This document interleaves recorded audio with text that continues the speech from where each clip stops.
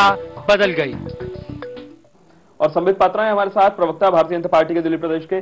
संबित जी, आंकड़े कुछ साफ बयान नहीं करते हैं, बिल्कुल भारत और किसी दूसरी टीम के मैच की तरह है, जब पिच क्यूरेटर पिच बनाता है और उसके बाद हम ये एनालिसिस करते रहते हैं क्या होगा मौसम का मिजाज, और आखिरी गेंद तक मुकाबला चलता है। अभी जो वोटिंग परसेंटेज की बात है, आपको क्या लग रहा है? चुनाव आयोग बहुत ज्यादा सक्रिय है, महिला वोटर निकल कर आए हैं, सुरक्षा व्यवस्था बहुत बढ़िया है, युवाओं की फौज निकलकर सामने आई है, क्यों? बहुत सारे कारण हैं जिनके लिए ये जो वोट प्रतिशत बढ़ा है, अनेकों कारण हैं, किंतु मुख्यतः मैं देखता हूं कि जिस प्रकार से ये प्रतिशत बढ़ा है 59%, 59%, 57%, ये कोई आम ट्रेंड नहीं है।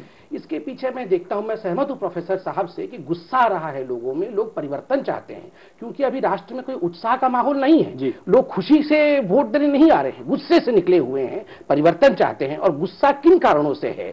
केंद्र के सरकार से भी गुस्सा है और जो सत्तारूढ़ बसपा की सरकार है उससे भी लोग खिलाफत कर रहे हैं। और ये बात दोनों के प्रति लागू होती है, पंजाब में भी लागू होती है। उत्तराखंड में 70% है। उत्तराखंड के विषय में मैं आऊंगा। उत्तराखंड में जो इतने प्रतिशत में वोटिंग हुई है, जैसे प्रोफेसर साहब ने कहा संगठन की शक्ति भी होती है, तो हो सकता है उत्तराखंड में संगठन के माध्यम से बहुत लोगों को निकाला गया हो, क्योंकि भाजपा एक संगठन आधारित पार्टी है और संगठन ने मोबिलाइज किया हो अपने कैडर के माध्यम से ताकि अधिक वोटिंग हो। किंतु जहां तक उत्तर प्रदेश का सवाल है, मुझे लगता है दो विषय में रख दो इसमें कि एक तो केंद्र सरकार से और बसपा के जो सत्ताधारी पक्ष है उनसे गुस्से में है लोग, और दूसरा पक्ष है जहां तक युवाओं का विषय हम ले रहे हैं। मैं बता दूं कि टाइम्स ऑफ इंडिया में जो परसों का एक आर्टिकल बहुत अच्छा आया था जिसमें उन्होंने कहा था कि द फर्स्ट टाइम वोटर, जो पहली बार वोट करता है युवक, वो एक क्रांतिकारी वोटर होता है और क्रांति के आधार पर वोट करता है। उसे सिस्टम को बदलना होता है, करप्शन को उखाड़ फेंकना होता है, ना कि एक सुंदर चेहरे को वोट में लाना। प्रोफेसर, क्या आपको लग रहा है, जैसा आप पात्रा साहब बोल रहे हैं कि उत्तर प्रदेश में अलग फैक्टर काम कर रहा है, उत्तराखंड और पंजाब में अलग फैक्टर काम करेगा?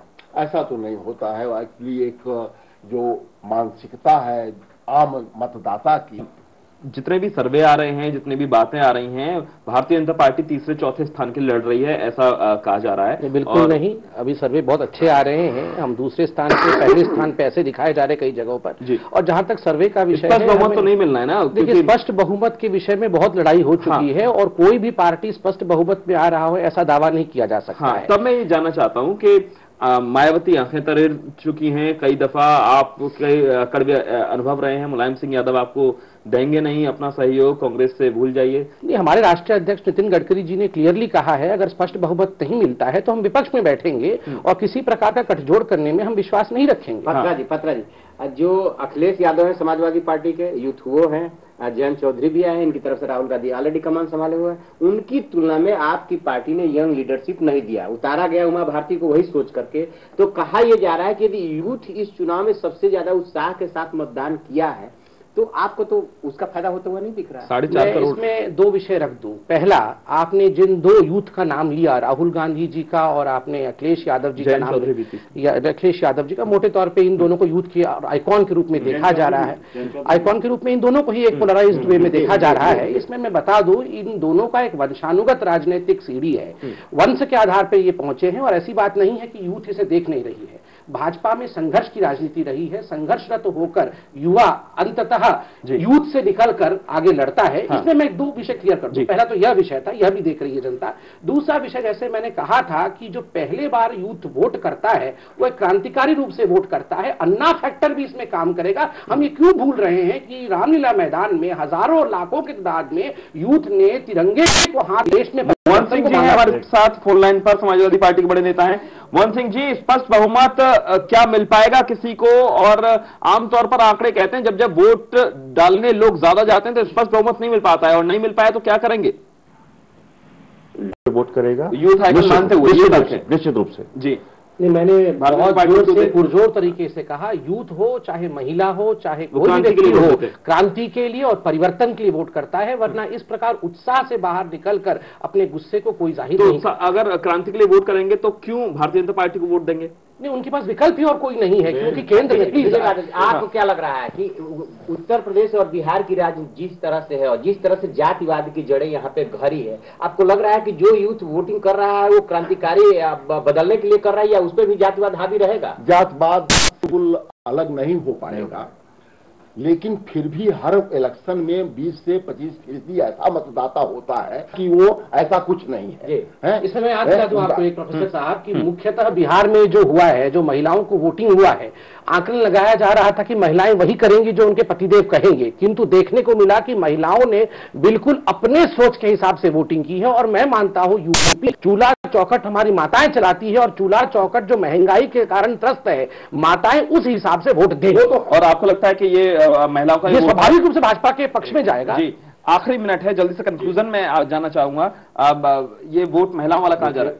100% ये वोट सोनिया गांधी जी से प्रभावित होकर के, प्रियंका गांधी जी से प्रभावित होकर के ये 100% कांग्रेस की झोली में जाएगा। मेरे भाई ने अभी एक बात बताई थी कि क्या नाम, वंशवाद और ये सब चीजें। जी, वंशवाद हिंदुस्तान की जनता की खून में है, जीन्स में है, वो सबको स्वीकार करती है, सबको स्वीकार करती है। आप बदलिए, कोशिश करिए, आप बदलिए तो आपकी पार्टी के पूर्व राष्ट्रीय अध्यक्ष के बेटे को भी कह रहा हूं, उसका बेटे आपकी पार्टी के पूर्व राष्ट्रीय अध्यक्ष के बेटे को भी महामंत्री बनाया गया, विद्रोह आपके हो रहा है। तो आप बदलिए पहले, आपकी पार्टी के पूर्व मंत्री के बेटे को टिकट दिया गया, उसका विरोध हो रहा है। आपने हिंदुस्तान पे लांछन लगाया, कोई लांछन कोई लांछन नहीं। आपसे निवेदन करूंगा आप इस लांछन को वापस ले। मैं चाहूंगा, बिल्कुल मैं चाहूंगा कि मेरा बेटा अगर पॉलिटिक्स में है और कल को अगर सही पॉलिटिक्स करा तो मेरा बेटा ही पॉलिटिक्स में है। आपकी